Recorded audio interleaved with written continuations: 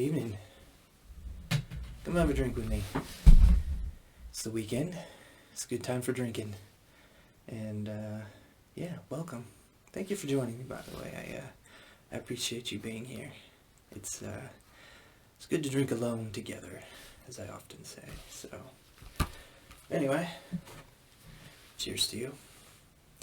And Jesus too.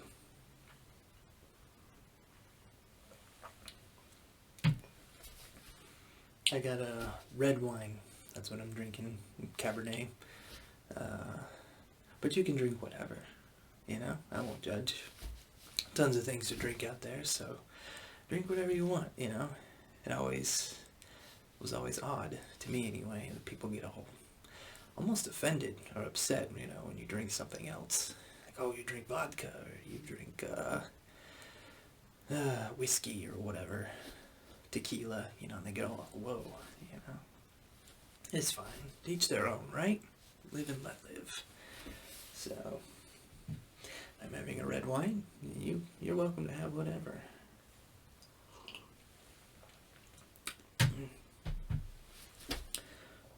How was your week?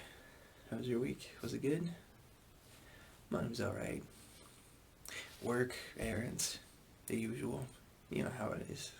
So, but enough about that. We don't think about stressful things anymore. Once again, I'm going to read, and I've got an interesting one for you. I'm ex-military, for those of you who don't know. I did a stint in the Air Force, and it was interesting. It wasn't quite my cup of tea, though. I'm not going to say it was bad. It wasn't all bad, certainly. I'm not going to knock the Air Force. Not a lot, anyway. But it was all right. It was definitely an experience. Like I said, it just wasn't my cup of tea. I did one enlistment and then I got out. So, for all you lifers out there, good luck. No, but the book I'm going to read today is called Is A Racket, and it's by a U.S. Marine general called Smedley Butler. And I don't remember if he was a 3-star or a 4-star, but he was up there, right? And he fought in the Mexican War, World War I, and in a series of wars called the Banana Wars, which nobody teaches in history anymore. You know, you go to high school, or I've never heard of it before I looked into Smedley Butler. And basically, the United States military did a ton of interventions in Latin America, you know, South America and all that, and interfered with politics, you know, police actions, that kind of thing, and really messed up the neighborhood.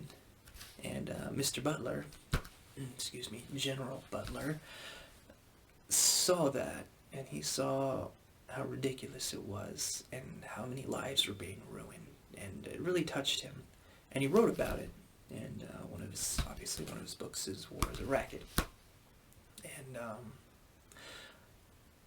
it touched me too, you know, in the heart. And being in the military, I kind of got a unique perspective, as he did, you know, to how things work.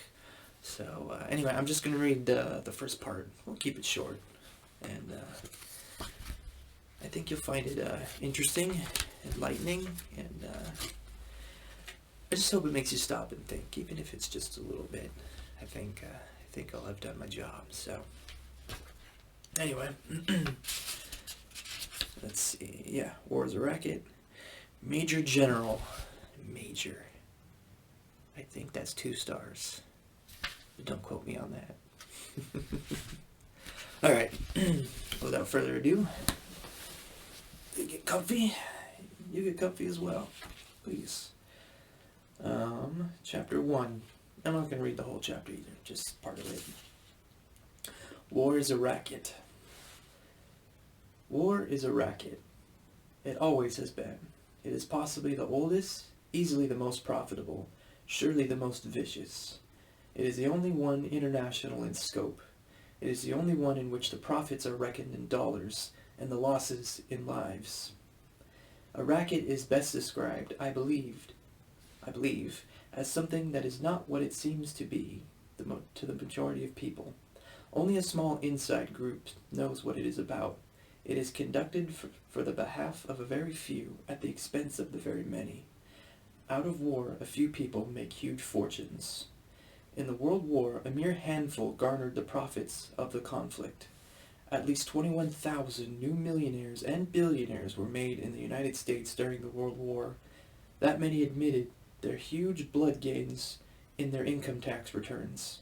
How many other war millionaires falsified their income tax returns so no one knows? How many of these war millionaires shouldered a rifle? How many of them dug a trench? How many of them knew what it meant to go hungry in a rat-infested dugout? How many of them spent sleepless, frightened nights ducking shells and shrapnel and machine gun bullets? How many of them parried the bayonet thrust of an enemy? How many of them were wounded or killed in battle? Out of war, nations acquire additional territory if they are victorious. They just take it. This newly acquired territory promptly is exploited by the few, the self-same few who wrung dollars out of blood in the war. The general public shoulders the bill. And what is this bill? This bill renders a horrible accounting. Newly placed gravestones, mangled bodies, shattered minds, broken hearts and homes, economic instability, depression, and all its attendant miseries, backbreaking taxation for generations and generations. For a great many years as a soldier, I had a suspicion that war was a racket. Not until I retired to civil life did I fully realize it. Now that I see the international war clouds gathering again, as they are today, I must face it and speak out. And that's all I'll share for today. But it is the only one in which the profits are reckoned in dollars and the losses in lives. Now make no mistake, I'm not saying we shouldn't ever go to war, right? I'm not a straight pacifist. But we need to be reasonable here. How many of you heard about the Air Force spending $1,300 on coffee cups? Did you hear about that one? I heard about that one. It was ridiculous. They stopped it once word got out, but think about it. How many $1,300 coffee cups or other $1,300 things is the military buying? Who knows, right? In 2001, Donald Rumsfeld, I think, or was it Cheney? One of those guys. They came out and said that the Pentagon couldn't account for $2.3 trillion. Now, where did that money go? Is it missing? Did they burn it? Did they blow it up? Who knows? They couldn't account for it. Yeah. Whatever, right? And the timing of that announcement, September 10th, 2001, leaves credit to a lot of conspiracy theories, I think. I mean, the timing certainly is odd. I'm not saying I agree with them, you can kind of see where they're coming from. So, anyway, just food for thought, you think about it. I mean, you look at the war in Iraq right now. What are we even doing there? Why did we go there? I mean, they fully admitted it was a lie. We found out it was a lie. Nobody was punished. Nobody. Absolutely nobody. They're still walking around free today. And people died, right? U.S. soldiers died. Iraqis died. You know. Nobody seems to care. I care. I care. I care a lot. Like I said, maybe because I'm prior military. It's unfortunate. I mean, look at Saudi Arabia, right?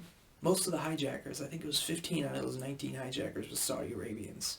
Osama bin Laden was a Saudi Arabian. Yet Saudi Arabia somehow is our greatest ally in the war on terror. And we send them billions in foreign aid and military and all that. We're helping them bomb Yemen right now. What does that say? What does that say about our country?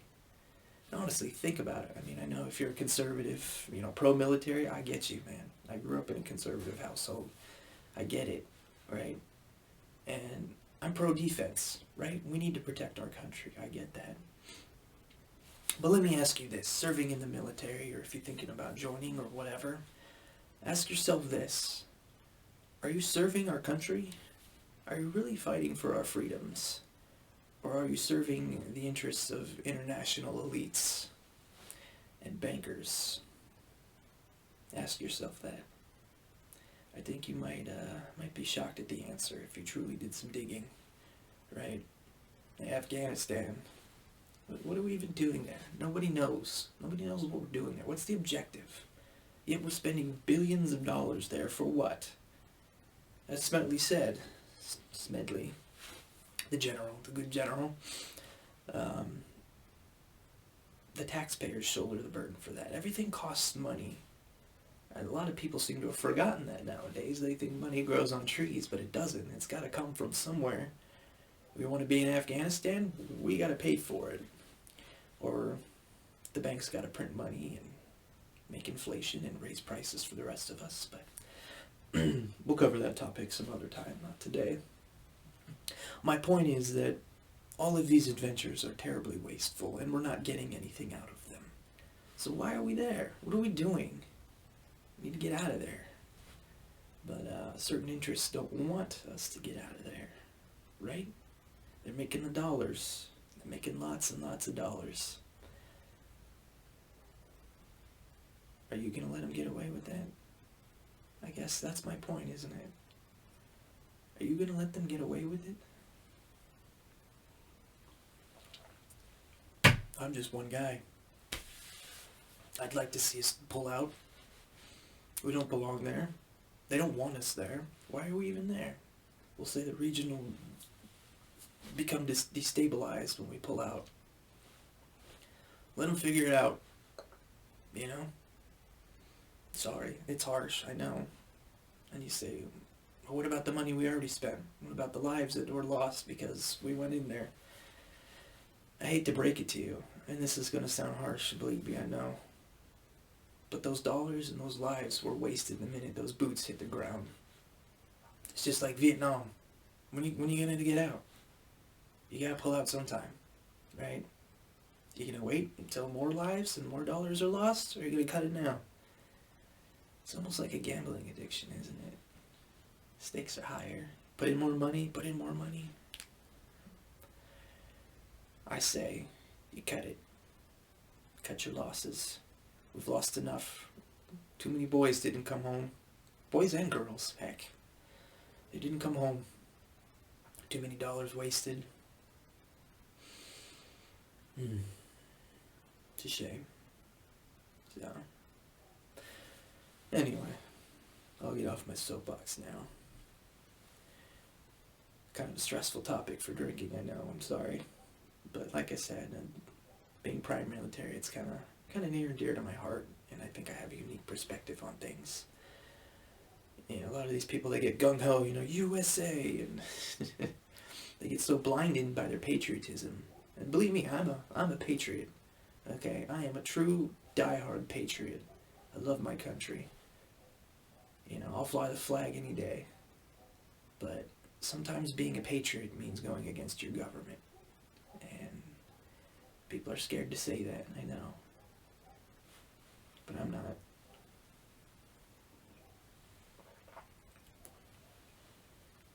A true patriot does what's good for his country, regardless of who says what, or does what. So. Anyway, that's it for now. Thank you for joining me. Hope I didn't scare you away. I scare myself away sometimes. But I just wanted to give you a unique perspective on things, that's all. Wax philosophical while we drink.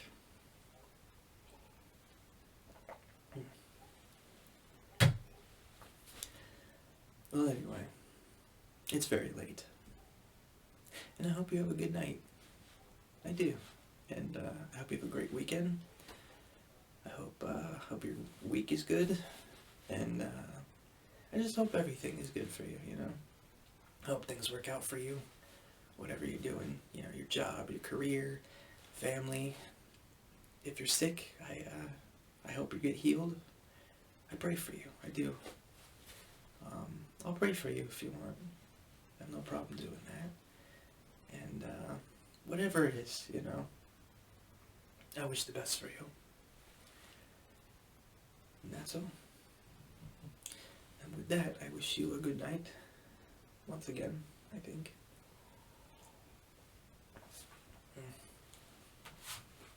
Take care, everyone. Good night.